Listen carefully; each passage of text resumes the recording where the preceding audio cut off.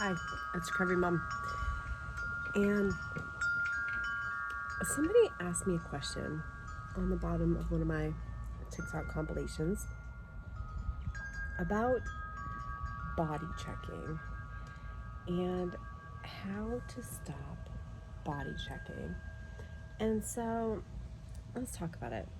First, let's talk about what body checking is, okay? So, when you have an eating disorder, body checking is when you are consistently and regularly checking your body for proof that you're appeasing your eating disorder, for proof that you're doing things the right way according to anorexia, okay? And so what this might look like might be for me, it was constantly looking in the mirror to see if my wrists were small enough, checking my bones. It was also seeing my reflection in mirrors, making sure I had a thigh gap, looking at my shadow.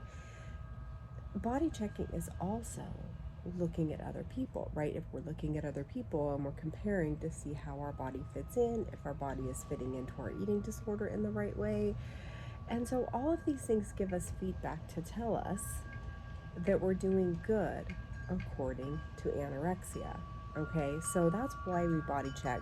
Our brains think we're in a famine environment, they think we're migrating, and we've taught them that we are, right? We're not eating enough, we're moving our body too much. We're basically telling our body that we're in a famine environment. And if we were in a famine environment, we would need our bodies to stay small because that would be proof that we were migrating correctly and that we were doing a good job and that we were getting to the promised land right before other tribes and people were. So it would be a good thing to keep our body a certain way, and it would actually mean the difference between life or death. So a long time ago, body checking might very well have saved your life. Now it's a bad thing to do. Now it keeps us in our eating disorder, okay? So here is what I did to get over my body checking. And some people are like, just don't do it, just don't look in the mirror, things like that. That did not help me. For me, there was nothing that would stop me from actually looking in the mirror. I could not find anything to stop me from looking at my reflection. Couldn't do it. So I had to tackle it at the time that it occurred. So here's what I did. Every single time I looked in the mirror, every single time you look in the mirror and you notice your collarbones, you notice your arms, and you think my thigh gap is getting bigger, or you think my arms are a big trigger for me. I would think, ooh, my arms are getting too big. I need to lose some more weight. Every single time you have a thought, okay? Every time I had a thought, I had to stop and I had to challenge it right then and there. Now, you know as well as I do that we get about 150 thoughts a day, okay? We body check over and over and over. The only way to get rid of that for me was to challenge those thoughts over and over and over. And yes, it meant doing this all day long, every day in the beginning of when I started challenging this in my recovery. So I would look in the mirror, I would see my big arms, and then I would have to challenge it. Challenging it looked like this. I would say, okay, I see my arms are bigger, and the thoughts I have are, I need to make them smaller. I need to lose weight. I need to not eat my next meal. I need to get back on the treadmill. I need to get to the gym. All those thoughts that would come with it. And then I have to stop and I have to have this conversation. Okay, I could do that. I could skip lunch. I could go to the gym, right? What is that going to do for me? That's going to give me smaller arms. Yep, it absolutely is. It's going to give me smaller arms and it's going to make my eating disorder happy. Also, it's not going to help my recovery. So I would have to have a conversation about what's on the flip side of that. One side, you could have smaller arms. We could do that. We could go down that road. We've done it before. On the other side, we could not do that. Okay, we could not skip our meal. We could not go to the gym, and that would mean bigger arms. Okay, what do bigger arms give you? For me, bigger arms come with my hair is not falling out. Bigger arms come with I'm not waking up in the middle of the night to eat anymore. Bigger arms come with my brain's not calculating the calories in food anymore. Big arms come with I can have a meal with other people and actually have conversation where I'm listening to what they're saying and they're listening to me and I'm not focused on food. Okay. For me, big arms come with I'm not freezing all the time. Okay. So list all the things that come with that bigger body part, that come with that recovery body part. Okay. And go down the rabbit hole of your eating disorder. What comes with the smaller arms? Okay, you can do that. You can get the smaller arms. We know we're good at that. What comes with the smaller arms? Well, you're cold all the time. Your hair's falling out. You're consumed by thoughts of food. Your brain is calculating all day long. You're stuck on the treadmill. You can't go out with friends because you're afraid of what's on the menu, right? But go down that. Let's go down all the way to the end of what comes with bigger arms and smaller arms.